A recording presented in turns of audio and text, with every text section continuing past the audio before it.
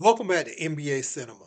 So we got to talk Klay Thompson. We just talked about Paul George and kind of how this ties into Klay Thompson potentially leaving the Golden State Warriors. Now, it was reported that Draymond Green and Steph Curry kind of signed off on, the Warriors bringing in Paul George, and so they were going to send away Kaminga, Moses Moody, Chris Paul, and others, to the Clippers.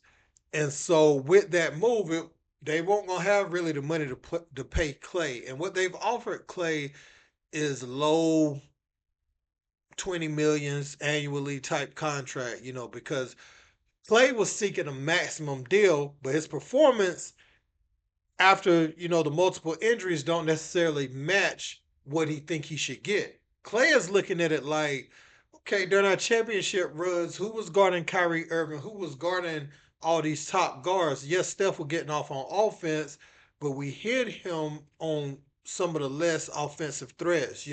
Some of the guys who weren't as potent offensively. But I had to chase around all the top guards. I had to try to guard Russell Westbrook. I had to try to guard all these people in their prime.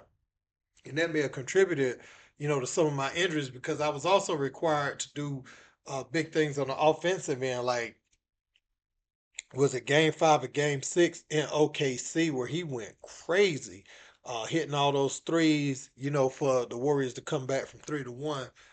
Um, so Klay is feeling some sort of way about an organization that he put so much in. The Warriors looking at it like we just can't pay the pass. So both have points, but the business, is going to win out in the end.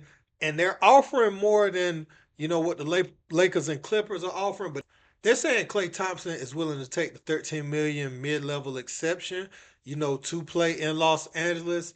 And it's not about who can give him the most money. He'll take less because he feels disrespected by the Warriors. Has for a while, and it ain't even just about all the money. It's about his role going to the bench, him being pulled late in games. Um, him just not really being able to find himself and be the Klay of old.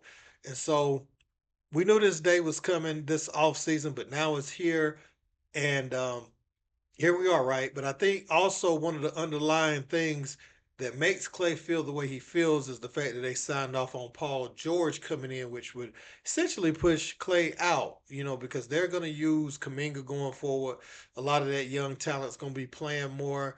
I think the Warriors think they did a more than fair deal by offering him low 20 millions, but they just cannot justify giving him a long term deal maximum, a maximum contract and not being able to have flexibility on that roster because his talent doesn't warrant that anymore. So we will see.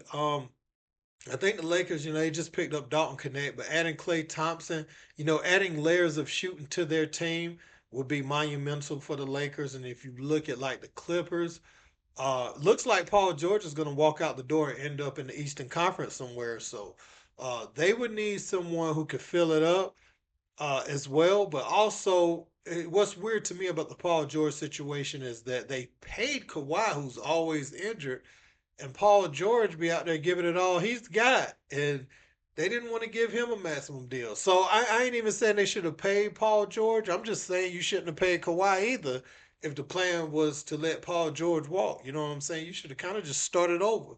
But hey, it is what it is. I want to know what you guys think about Klay Thompson and him potentially leaving the Warriors. Let me know in the comment section. Don't forget to like, share, and subscribe. Till next time. Peace.